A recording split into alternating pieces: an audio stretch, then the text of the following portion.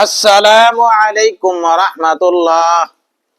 প্রিয় দর্শক শ্রোতা বৃন্দ, রমজান মাস এমনিতেই বরকতময়, তার উপর জুমার দিন হলো সপ্তাহের শ্রেষ্ঠ দিন।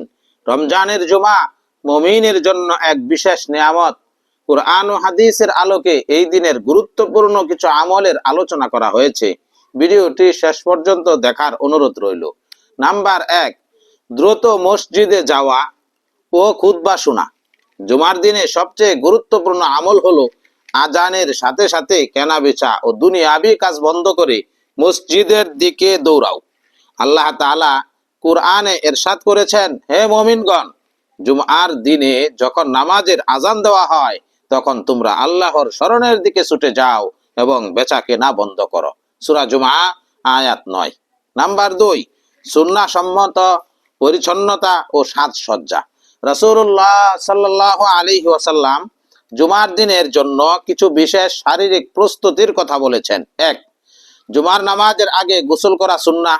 2, নিজের সংগ্রহে থাকা সবচেয়ে পরিষ্কার বা ভালো পোশাকটি পরিধান করা। 3, আতর বা সুগন্ধি লাগানো। 4, মিসওয়াক করা। নাম্বার 3, সূরা কাহফ তিলাওয়াত করা। রাসূলুল্লাহ সাল্লাল্লাহু আলাইহি ওয়াসাল্লাম ইরশাদ করেছেন, যে ব্যক্তি জুমার দিন সূরা কাহফ তেলাওয়াত করবে তার জন্য এক জুমা থেকে অন্য জুমা পর্যন্ত বিশেষ নূর বা আলো চমকাতে থাকবে। নাসাই ও বাইহাকি। নাম্বার 4, বেশি বেশি দুরূদ পাঠ করা।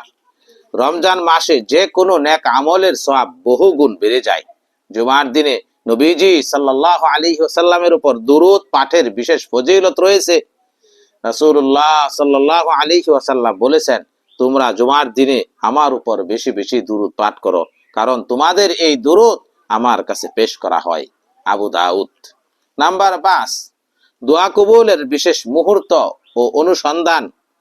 জুমার দিনে এমন একটি সময় আছে যখন বান্দা যা চায় আল্লাহ তাকে দেন।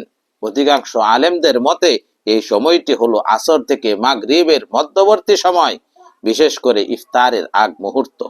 আল্লাহ পাক আমাদের সকলকে রমজান মাসে জুমার দিনের গুরুত্বপূর্ণ আমলগুলো করার তৌফিক দান করুন। আমিন।